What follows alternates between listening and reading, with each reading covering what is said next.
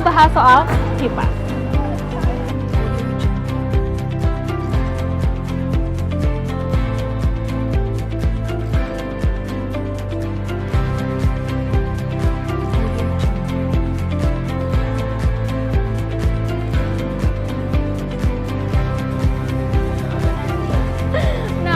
Kalau gerakan kipas yang satu ini sih nggak ada artinya ya. Yang penting berulang-ulang biar cepat matang nih satenya.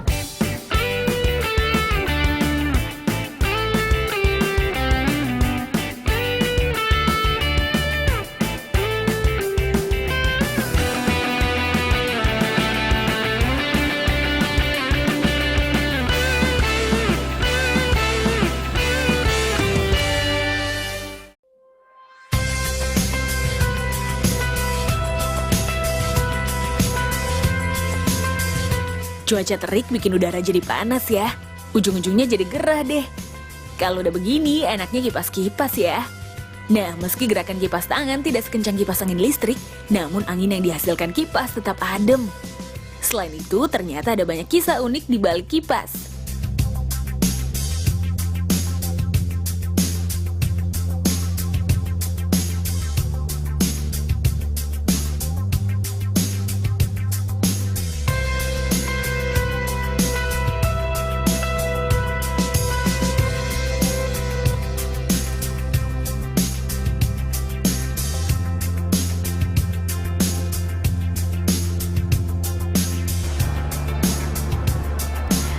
Nah, pemirsa, walaupun di zaman sekarang sudah banyak nih kipas modern atau juga kipas listrik, tapi tetap ya nih, kipas tangan nggak pernah kehilangan peminatnya. Apalagi kalau kipasnya cantik-cantik seperti ini pemirsa, sama nih seperti yang make.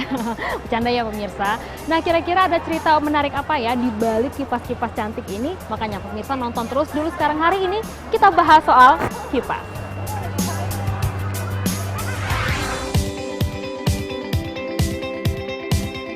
Setelah melewati sekian zaman, bentuk kipas tangan memang tak banyak berubah.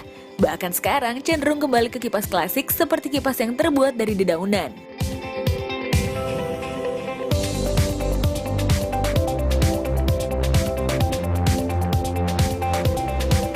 Halo Mbak, wah ini kipasnya cantik-cantik banget. Ini dari apa ya Mbak? Ini dari pandan kalau untuk ini. Oke, ini dilukis ya? Ini pakai art of deco. Oh gitu. Kalau gitu saya mau lihat cara bikinnya boleh? Boleh. Ya. Kipas ini dibuat dari bahan daun lontar dan bambu. Nah, agar tampil lebih menarik, Aisyah menghias aksesoris ini dengan beragam motif melalui seni decoupage yang berasal dari Prancis.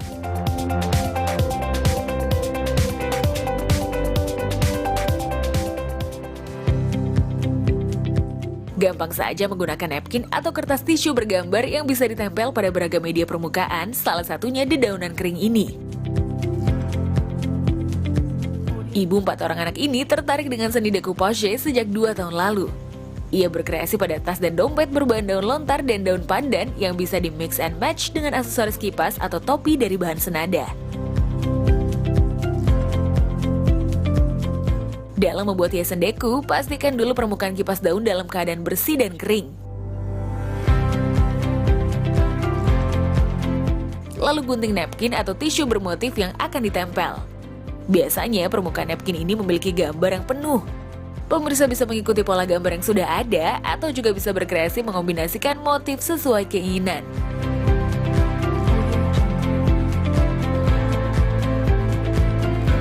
Nah Mbak, kalau bikin seni decoupage ini yang nempel di kipas seperti itu, part yang paling sulit yang apa sih Mbak?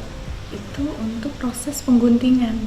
Karena contohnya ini kan motifnya cukup banyak dan bunganya kecil-kecil. Jadi kita harus menggunting sampai kita buang yang putihnya. Sebetulnya bisa aja sih kalau memang ada yang kadang kurang telaten sampai akhirnya tetap guntingnya tuh nggak terlalu sampai gitu ya. bersih. Tapi nanti hasilnya dia beda, kayak semacam tempelan, bukan semacam dilukis seperti itu.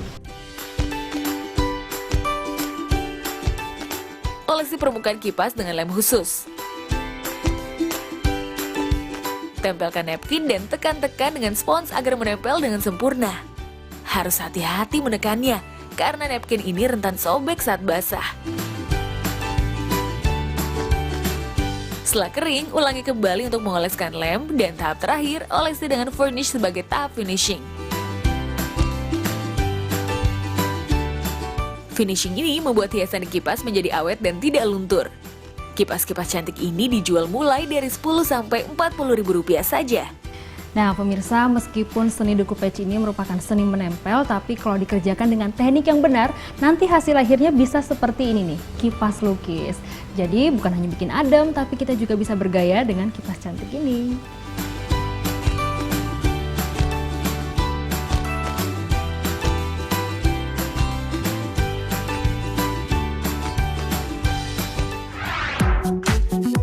Kreativitas yang tak terbatas rupanya membuat kipas tangan bermotif jadi pilihan souvenir untuk beragam acara pesta seperti pernikahan atau hitanan.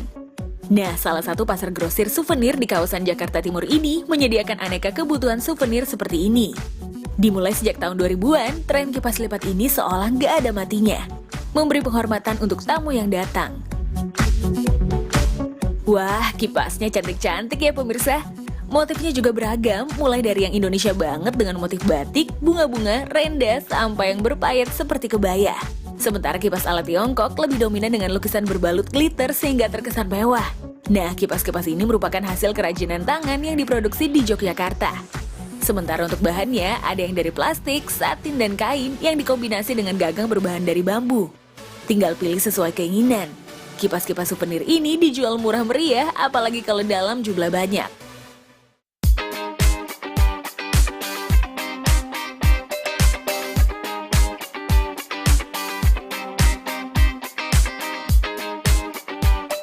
Nah pemirsa, kalau dulu kipas tangan ini hanya menjadi souvenir saja saat pernikahan, tapi kalau sekarang nih pemirsa, orang malah mencetak undangan langsung di kipas tangan nih. Kayak gini contohnya nih, lengkap ada namanya, ada alamatnya, beserta orang-orang yang diundang. Ini dia yang lagi tren. Permukaan kipas dengan diameter 29 cm ini dicetak sebagai undangan. Layaknya undangan yang biasa dicetak di kertas, tulisan undangan di kipas tangan akan mengikuti bentuk kipas. Di bagian tengah kipas tertera nama kedua mempelai serta tanggal dan tempat dihelatnya pesta. Nah, kalau masih kurang, bisa sekalian di-print dengan foto juga kok.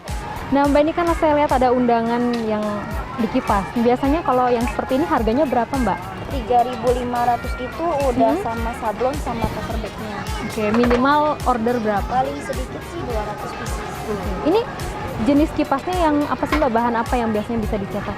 Bahannya sih cuman bahan kayu-kayu kayak gini doang sih kayak Ininya? karena kalau plastik kayak gini kan dia nggak mungkin disablon karena Undangan berbentuk kipas sedang diminati banyak orang saat ini. Selain unik, ada keuntungan lain yang bisa didapat dari undangan bentuk kipas lipat.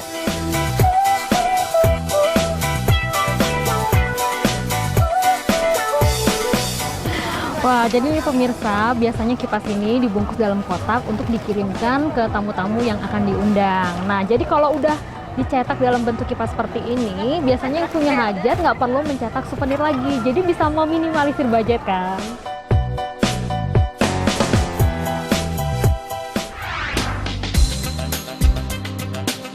Di balik bentuknya yang sederhana, kipas tangan ternyata punya sejarah panjang. Benda ini sudah dikenal sejak ribuan tahun silam di zaman Mesir kuno abad ke-13 sebelum Masehi. Para raja kala itu dikipasi oleh dayang-dayang. Kala itu di Mesir, kipas yang paling sederhana dibuat dari daun palem lebar. Berbentuk setengah lingkaran saat dibuka, kipas daun ini digerakkan untuk mengusir nyamuk dan menyejukkan udara di sekitarnya. Selain dari daun, ada juga dari bulu burung yang indah. Saat itu kipas punya fungsi ganda sebagai simbol dan barang dalam kehidupan sehari-hari. Pada abad kedua Masehi, kipas mulai dikenal sampai negeri tirai bambu. Dalam masyarakat Tiongkok, kipas menjadi bagian dari simbol status sosial. Di sini, kipas pertama kali dibuat dari potongan bambu yang diraut tipis dan dijalin menjadi satu. Beda lagi ceritanya di Jepang, kipas masuk pada abad ke-7 Masehi. Kipas dipakai sebagai pelengkap busana resmi kaum bangsawan di negeri matahari terbit ini. Kipas dibuat dari potongan-potongan kayu tipis yang disatukan dengan benang. Nah, banyaknya jumlah potongan kayu yang digunakan berdasarkan tingkat sosial si pemilik kipas. Bentuk kipas tangan yang dapat dilipat disebut sensu atau ogi. Sementara hiasan-hiasan pada kipas biasanya berupa lukisan yang menyiratkan cerita dongeng, mitologi, keagamaan, dan peristiwa yang terjadi di masa itu. hanya Jepang dan Cina, kipas tangan terus berinovasi sampai ke daratan Eropa. Di benua biru, kipas malah menjadi bagian dari mode loh. Benda berbentuk setengah lingkaran ini dibuat dari bahan yang sangat variatif, menyesuaikan dengan busana pemakainya mulai dari kertas, renda, sutra, hingga aneka tekstil. Bahkan di abad ke-16, kipas sempat dibuat dari kulit binatang atau velum seperti dari kulit antelop, rusa, atau kambing. Sementara gagangnya tak kalah mewah dengan bahan dari gading, tulang, dan kulit kerang. Kipas dirancang sangat dekoratif yang dihiasi permata. Maklum saat itu yang punya hanya kaum bangsawan saja. Uniknya lagi, kipas berfungsi sebagai kode bahasa dalam pergaulan saat pesta. Kode ini tertera dalam buku etiket pergaulan. Wajar saja ya, saat itu kan komunikasi belum secanggih sekarang, sehingga kipaslah yang jadi alat komunikasinya. Beberapa gerakan kipas ini mengandung kode tertentu yang ditujukan pada seseorang. Yuk kita pelajari satu persatu.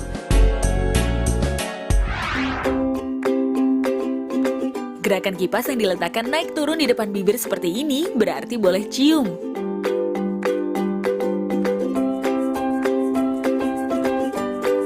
Lalu gerakan kipas menghadap ke bawah, artinya wanita ini sudah ada yang punya.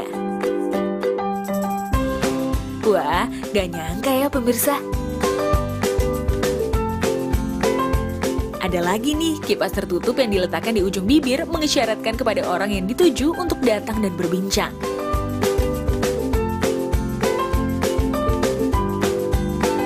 Nah, kalau yang ini apa ya? Gerakan kipas dari kanan ke kiri di depan badan berarti dia masih single dan siapa aja punya kesempatan untuk mendekat. Beda lagi untuk bilang aku cinta kamu. Yap, cukup buka kipas lebar-lebar di depan dada lalu lipat sambil tersenyum. Dan jika ingin mengajak orang yang dituju mengobrol di luar gedung pesta, gerakan saja kipas di samping tubuh seperti ini. Wah, unik juga ya bahasa gaul ala kipas ini.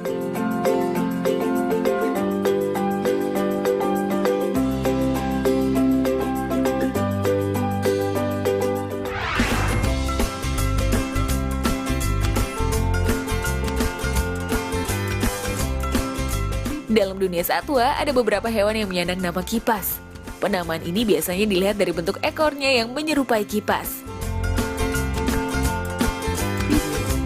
Nah, julukan ini sudah pasti jatuh pada burung merak. Sudah nggak diragukan lagi ya, kalau ekor burung surga ini akan sangat menakjubkan saat terbuka lebar seperti kipas. Bentuknya mekar seperti setengah lingkaran dihiasi warna-warni yang indah. Uniknya, hanya merak jantan yang punya ekor cantik seperti ini.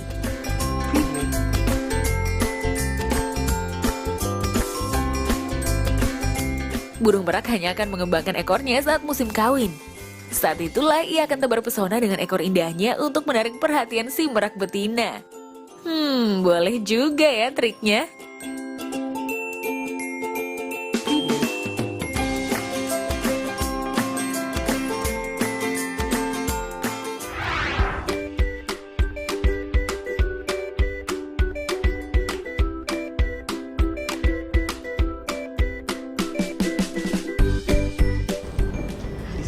Terima kasih, Mas.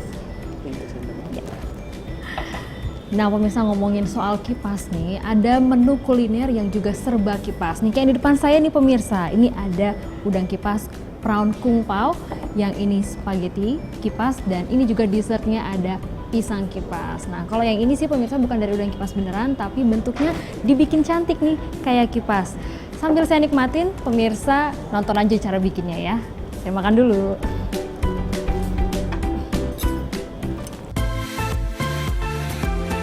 Ada udang di balik kipas. Yang pasti kipas satu ini memang gak bisa bikin adem, tapi malah enak untuk dimakan. Salah satu restoran di kawasan Jakarta Pusat ini punya menu spesial, yakni udang kipas saus kung pao. Untuk udang yang digunakan adalah jenis king prawn. Pertama, tusuk udang di bagian badan dengan tusuk sate. Butuh sekitar 5 ekor udang untuk membentuk udang kipas ini. Lalu, satukan dengan tusuk gigi di bagian ekor.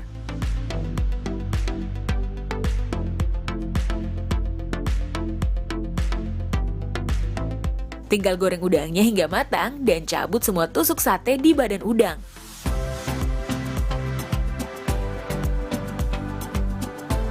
Nah, sama seperti motif di kipas tangan, kuliner udang kipas ini dihias aneka garnish di sekelilingnya agar tampak cantik. Sajian garnishnya berupa kacang mete, irisan lemon, lobak merah, dan daun mint. Lengkapi dengan mashed potato dan lumuri saus kumpau.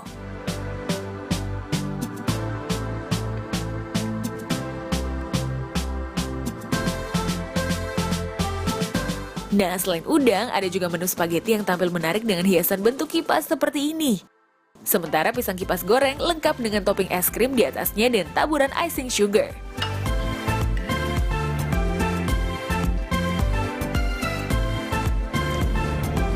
Nah pemirsa, jadi selain bentuk pisangnya nih yang cantik kayak kipas, rasanya juga enak banget karena ada aroma bubuk kayu manisnya. Jadi ini pisang kipas juga patut dicoba.